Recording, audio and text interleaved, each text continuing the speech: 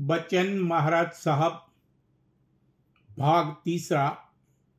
सद्गुरु व सत्संग महिमा। वचन 48। बगैर परिचय के प्रतीत नहीं होती और बगैर मदद पूरे गुरु के अंतर में हरगिज कोई चल नहीं सकता। साध संग की महिमा अपार है। जब तक अंतर में कोई पर्चा नहीं मिला है तब तक जो प्रतीत है वो काबिल एतबार के नहीं है और जो परमार्थी कार्रवाई है वो सब टेक में दाखिल है। दुनिया नाशमान है, यहाँ की कोई चीज भरोसे के लायक नहीं है। धन दौलत सब यहाँ ही रह जाता है, मौत के वक्त कुछ भी काम नहीं आता है। रूस के बादशाह का बेटा कहीं जंगल में एक बुढ़िया औरत की झोंपड़ी में जाकर मरा था। ये कोई इत्तेफाकिया नहीं हुआ था, सब में मसलहत है। अब देखिए, रूस के बादशाह के बराबर कोई रूए जमीन पर नहीं है। उसके लड़के का ये हाल हुआ कि कुछ भी यहां का सामान काम न आया तो और लोगों की क्या हैसियत है। जब तक तजुर्बा नहीं है तब तक प्रीत जैसी चाहिए वैसी हरगिज नहीं आती है। जैसे बादशाह के महल में जब कोई जाता है तो रास्ते में बड़ा ही आनंद मालूम होता है, मसलन खुशबू, रोशनी वगैरह देखकर शांति आती है। वैसे ही जो मालिक के महल की तरफ चलता है उसको भी मार्ग में बड़ी शीतलता और आनंद प्राप्त होता है। शब्दों की झनकार सुनकर, अमृत की वर्षा से शीतल होकर, अमीहार करके और प्रकाश देखकर चलने वाली सूरत निहायत ही मगन होती है और अपना भाग सराहती है।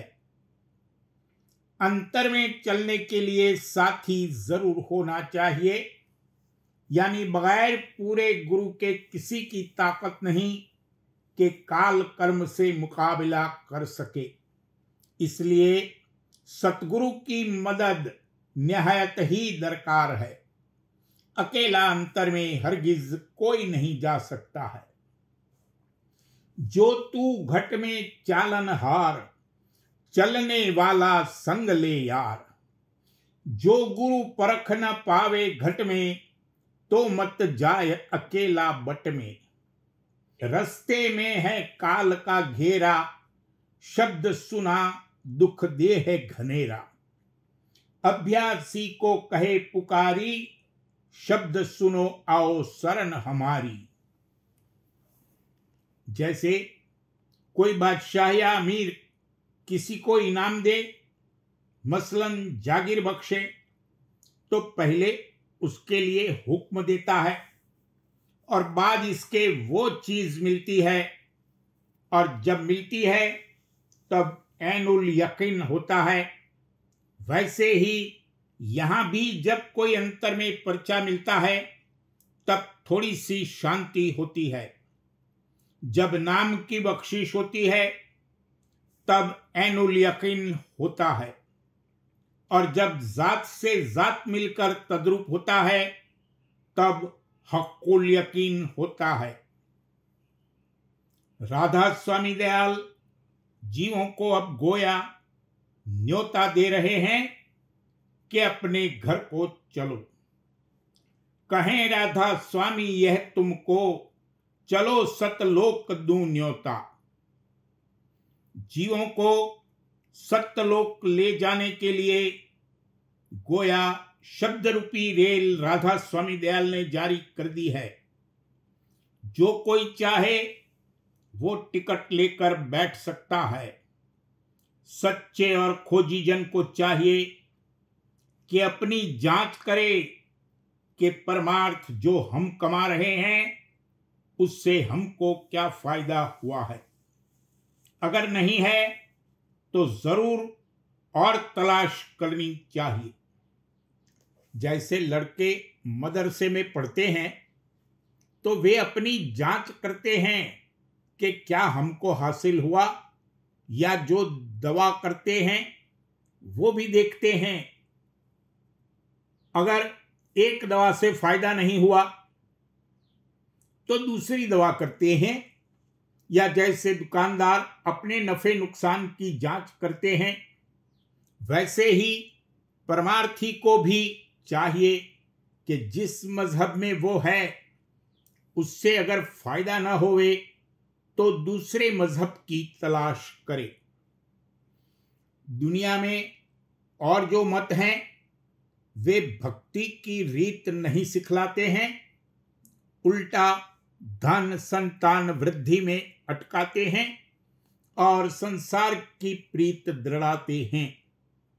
ऐसे मत मन मत हैं, गुरु मत नहीं है। साध संग की महिमा भारी है। नानक साहब ने भी संग, गुरु और शब्द की बड़ी महिमा की है। गगन मंडल में आसन बैसे, अनहद नाद बजावे, कहे नानक तिस साध की, महिमा वेद कतेब न पावे। जैसे जल में कमल निरालंब, मुर्गा भी निशाने, सुरत शब्द भव सागर तरिए, नानक नाम बखाने। घर में घर दिखलाय दे, सो सतगुरु पुरुष सुजान, पंच शब्द धुनकार धुन, तहां बाजे शब्द निशान। सत्य पुरुष जिन जानिया, सतगुरु तिसका नाव, तिसके संग शीश उधरे, नानक हरि गुण गाँव। संत शरण जो जन पड़े, सो जन उधरन हार, संत की निंदा नानका, बहुर बहुर अवतार। चरण साध के धो धो पी, अरप साध को अपना जी, साध की धूर से कर स्नान, साध के ऊपर जा कुर्बान। साध सेवा बड़ भागी पाए, साध संग हरि कीरत गाय। अनेक बिघनते साधु राखे, हरि गुण गाय अमृत रस चाखे। ओटा गहे संत दर आया, सर्व सुख नानक ते पाया। जैसे संसार में बिना उस्ताद के कोई काम नहीं हो सकता, वैसे ही परमार्थ में भी पूरे गुरु की जरूरत है। बगैर मदद पूरे गुरु के ये मन हरगिज अपनी बदमाशी से बाज नहीं आता। मन मिसल जंगली बंदर के है कि जब तक वो किसी उस्ताद के तले नहीं आता तब तक दुरुस्त नहीं होता। यानी जब तक मन गुरु की शरण में नहीं आवेगा तब तक सीधा नहीं होगा और न प्रीत प्रतीत के साथ कार्रवाई करेगा। कोई तरह ये मन नहीं हाथ आएगा, पूरे गुरु की छाया से मर जाएगा।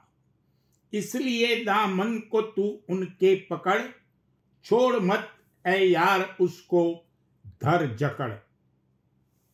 कहने का मुद्दा यह है कि बगैर परख के प्रतीत नहीं होती, और जो बिना परख के प्रतीत है उसकी कदर नहीं होती।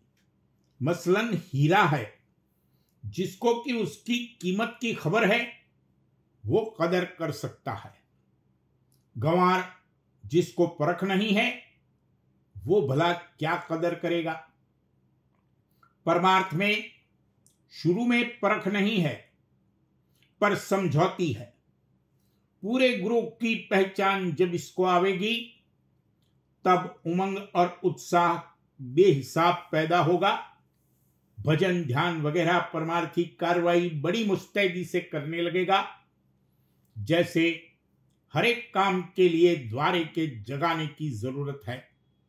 मसलन अंतरी दर्शन के लिए तीसरा तिल जगाया जाता है, वैसे ही प्रतीत का भी द्वारा जगाना चाहिए और वो द्वारा हृदय है।